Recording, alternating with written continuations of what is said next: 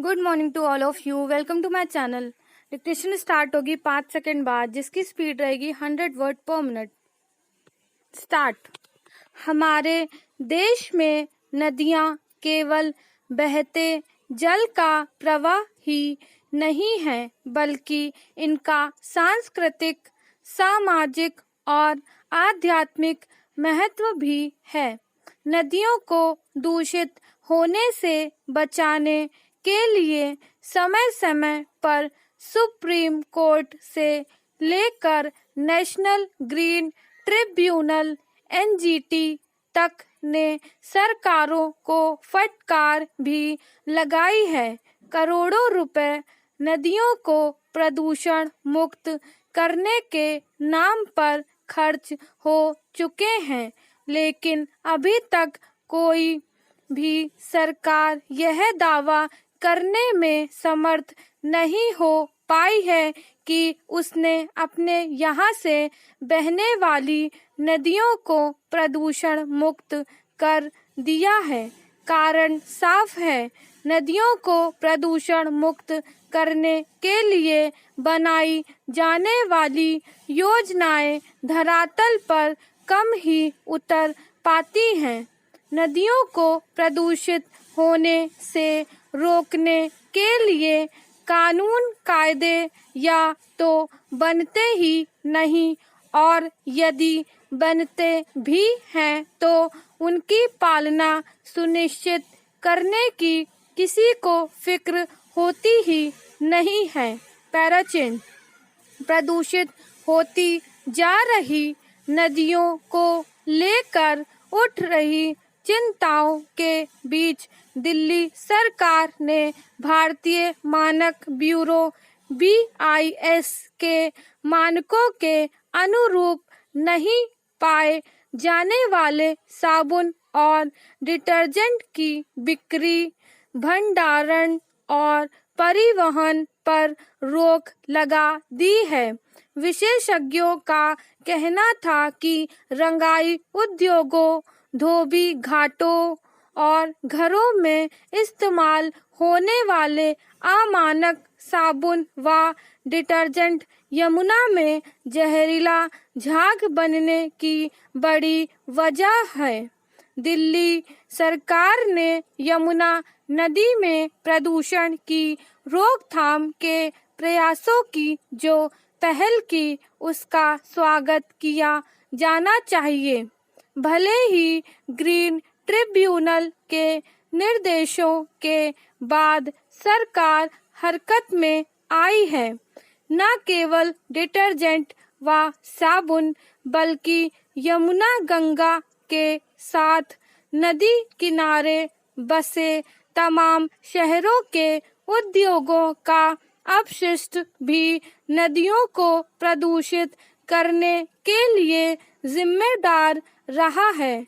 उद्योगों को treatment plant लगाने को कहा तो जाता है, लेकिन कितनी इसकी पालना कर रहे हैं, इसकी पुख्ता निगरानी होती ही नहीं।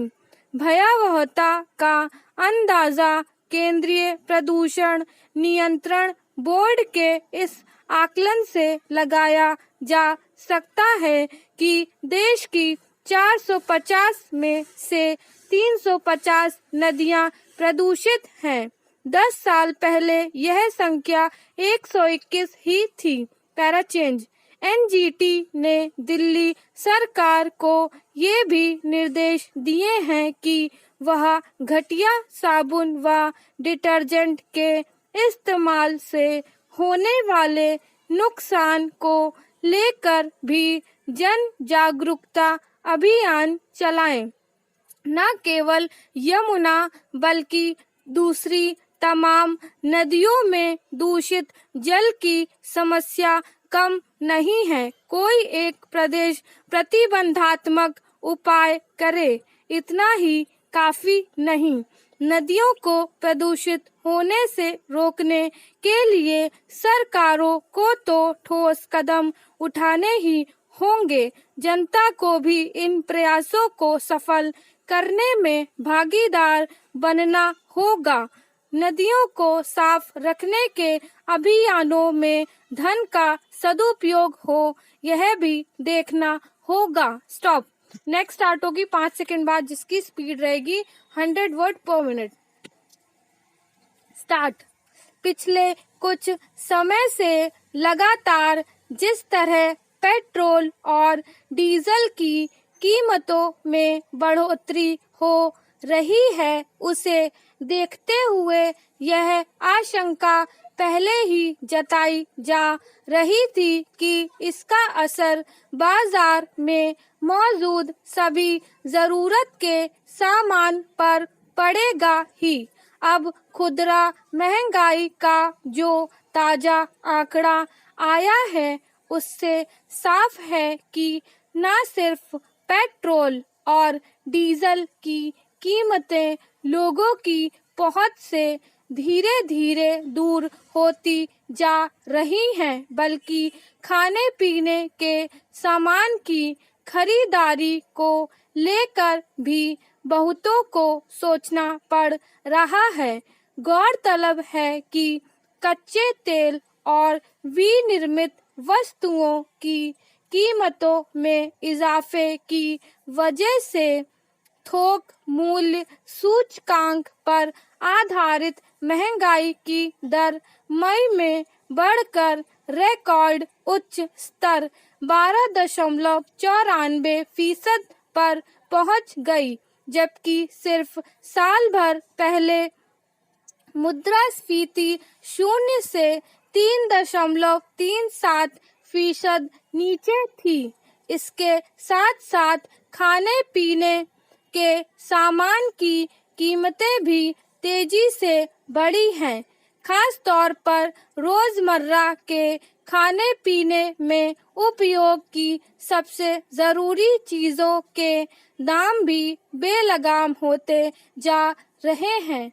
सच यह है कि इस साल बीते कुछ महीनों से थोक और खुदरा महंगाई की रफ्तार में जिस तरह की तेजी आई है, उसने आम लोगों के माथे पर शिकन पैदा कर दी है। Para change.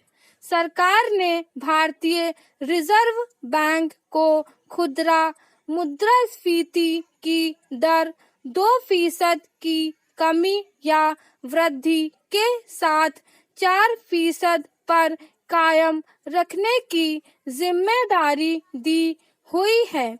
यह व्यवस्था मुख्य रूप से देश की आबादी के उस हिस्से की फिक्र में है जिसकी थाली पर बाजार भाव का सीधा असर पड़ता है, लेकिन ऐसा लगता है कि 4% का यह आंकड़ा अब महज औपचारिक दस्तावेजों तक सिमट कर रह गया है।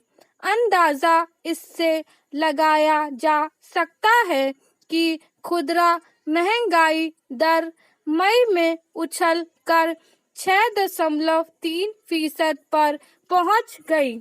सवाल है कि जिस दौर में कम से कम रोजमर्रा की सबसे जरूरी चीजों की कीमतों को नियंत्रण में रखने की जरूरत है, वैसे में आखिर वे कौन सी नीतियां लागू हो रही हैं जिनमें महंगाई पर लगाम लगने के बजाय इसमें और ज्यादा इजाफा होता जा रहा है।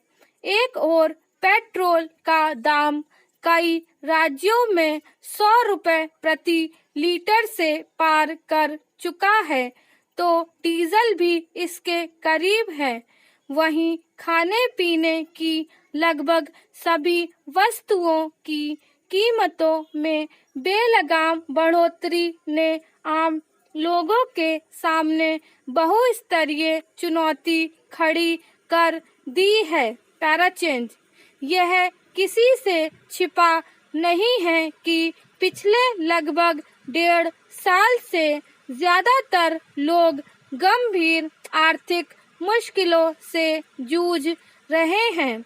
खास तौर पर समाज का वैसा तबका जो असंगठित क्षेत्र में रोजगार या दिहाड़ी के भरोसे अपनी रोजी रोटी चलाता है, उसके सामने जिंदगी के लिए बुनियादी जरूरतें पूरी करना भी एक बड़ी चुनौती हो गई है। पूर्णबंदी के चलते लंबे समय से रोजगार के ज्यादातर दौर या तो ठप पड़े हुए हैं या फिर किसी तरह घिसटते हुए चल रहे हैं। वेतन, मजदूरी या किसी तरह के आर्थिक आय के अभाव में बहुत सारे लोग केवल खाने पीने की सबसे जरूरी चीजें ही खरीद पाते हैं।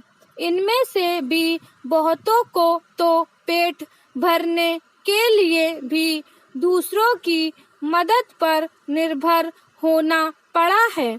यहाँ तक कि मध्य वर्ग की क्रय शक्ति भी पहले की अपेक्षा काफी कमजोर हुई है।